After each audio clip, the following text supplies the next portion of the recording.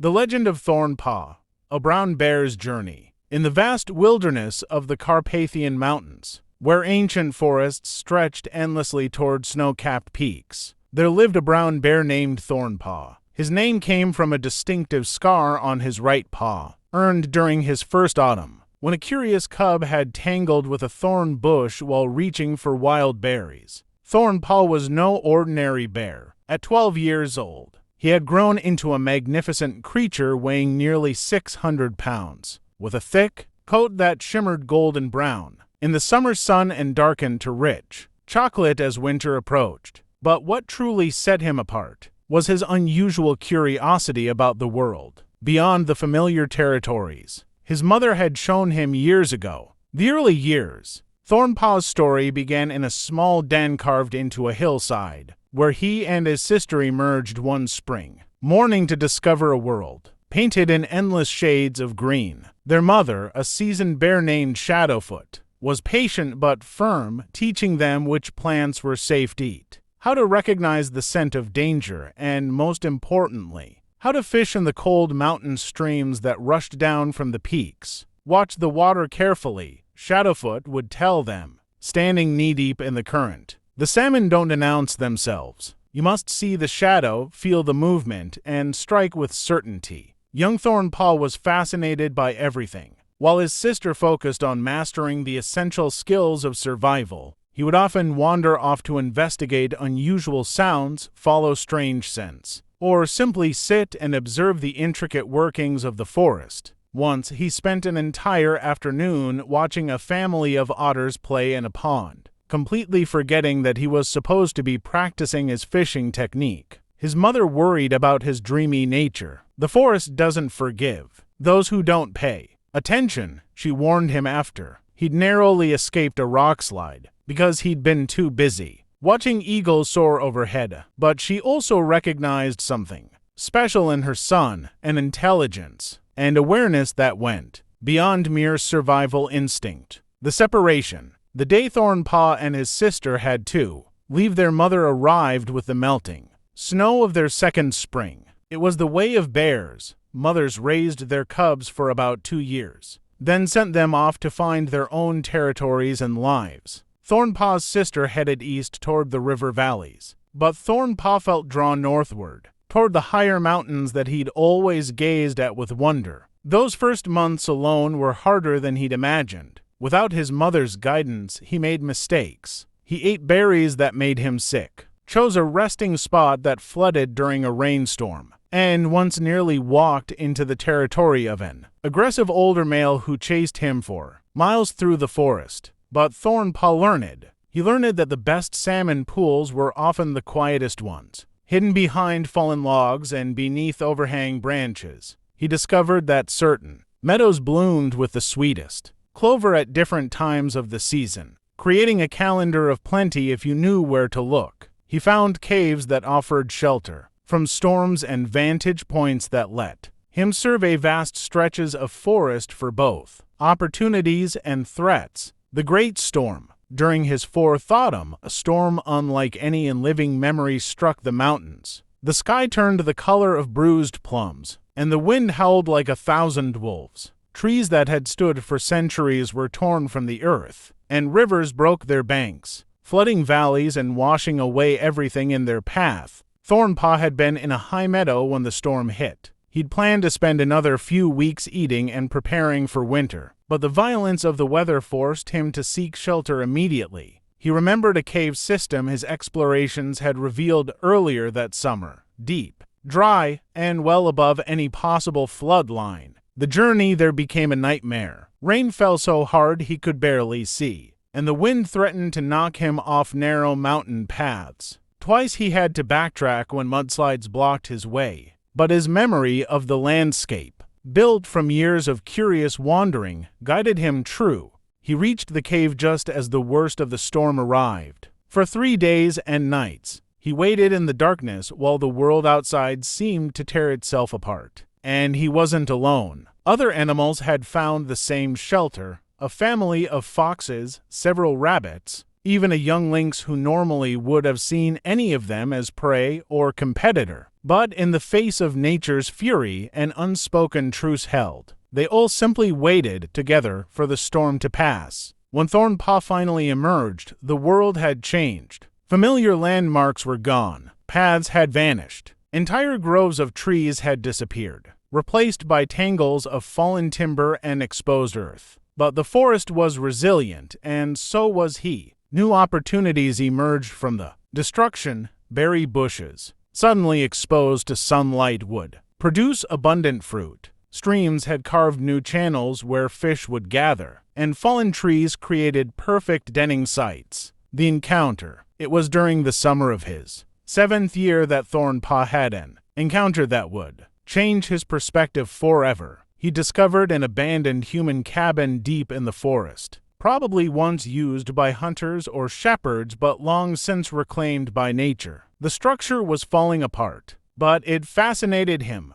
The straight lines, the deliberate construction, so different from anything the forest created naturally. While investigating, he heard an unusual sound, a high-pitched whimpering that triggered his curiosity. Inside the cabin's crumbling remains, he found a young wolf, probably only a few months old, with its leg caught in a gap between two fallen beams. Thornpaw's first instinct was to leave. Wolves and bears maintained a wary respect for each other, but they were not friends. Adult wolves in a pack could be dangerous even to a bear his size. But the pup was suffering, and something in Thornpaw couldn't simply walk away. He approached carefully, and the young wolf growled weakly, more from fear than aggression. Thornpaw examined the situation. The beam pinning the wolf's leg was too heavy for the pup to move, but nothing to a full-grown bear. With one careful swipe of his massive paw, Thornpaw shifted the wood just enough for the young wolf to pull free. The pup limped away a few steps, then stopped and looked back at Thornpaw. For a long moment, bear and wolf regarded each other. Then the young wolf lowered its head in a gesture that might have been gratitude,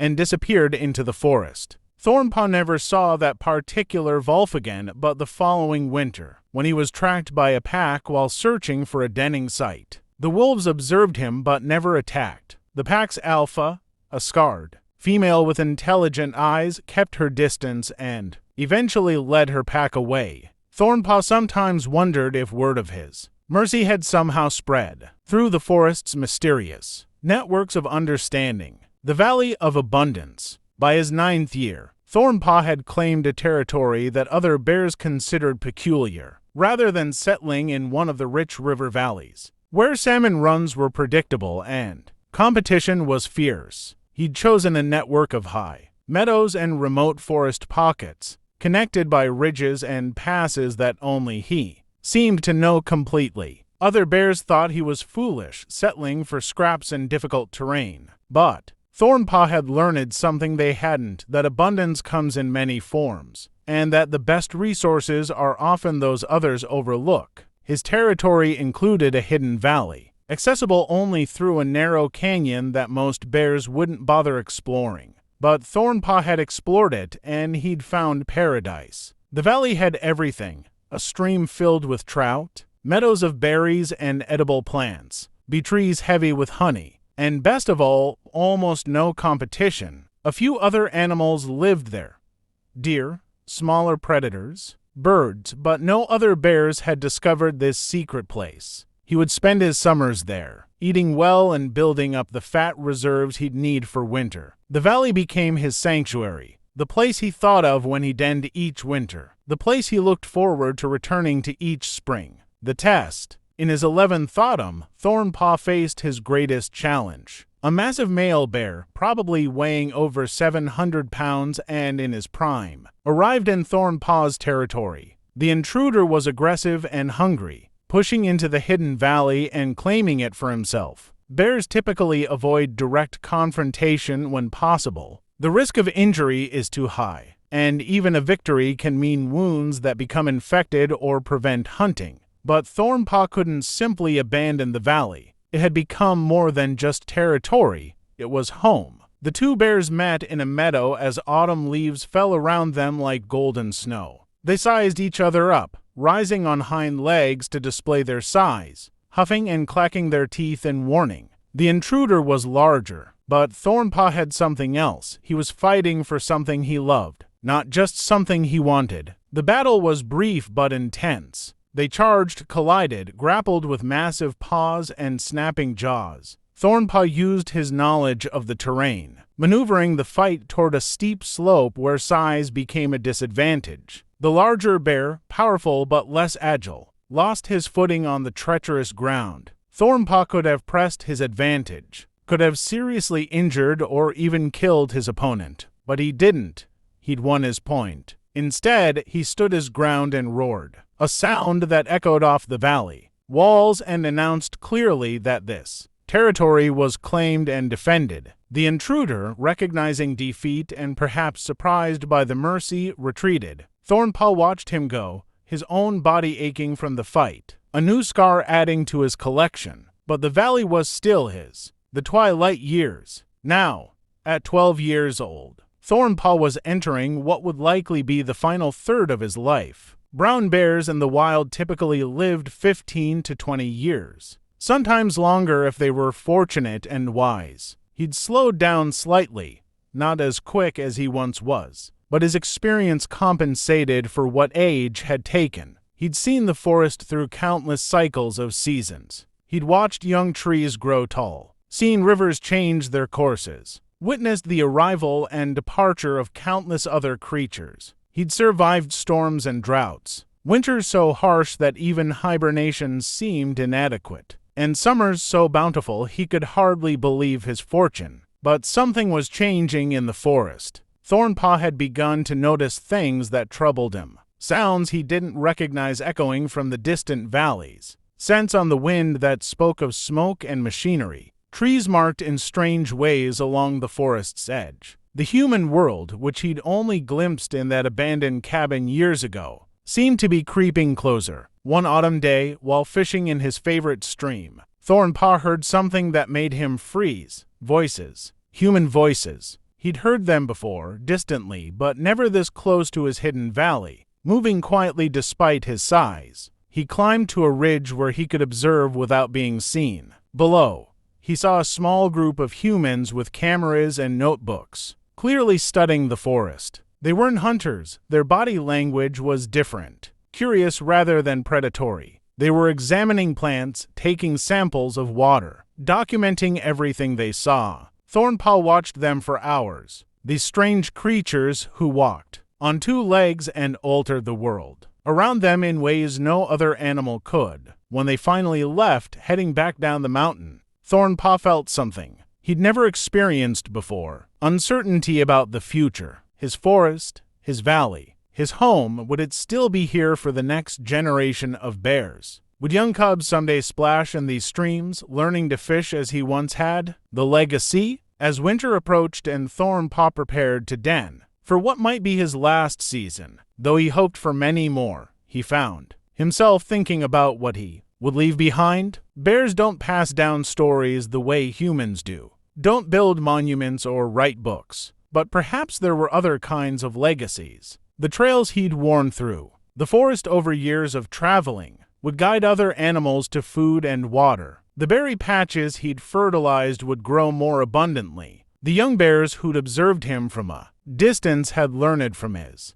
techniques and territory management. Even that Wolf pup, grown now and leading its own pack, represented a connection that rippled outward in ways Thornpaw couldn't fully understand. As the first snow began to fall, Thornpaw made his way to his winter den, not in the hidden valley, but in a cave higher up the mountain with a view of everything he'd claimed as home. Before settling in for the long sleep, he stood at the entrance and looked out over the forest one last time. The world spread before him in twilight shades, the last light catching on snow-dusted peaks and turning them gold and pink. Somewhere out there, other bears were finding their own dens. Wolves were hunting in packs. Eagles were soaring on thermal currents. The great wheel of life continued turning, as it always had, as he hoped it always would. Thornpaw turned and moved deep into his den, where he'd sleep through winter's darkest months. When spring came, he would emerge again, ready for another season of salmon and berries, of sunlit meadows and star-filled nights. The forest would still be there, ancient and patient. and he would be part of it for whatever time remained. And in that moment, as sleep began to claim him,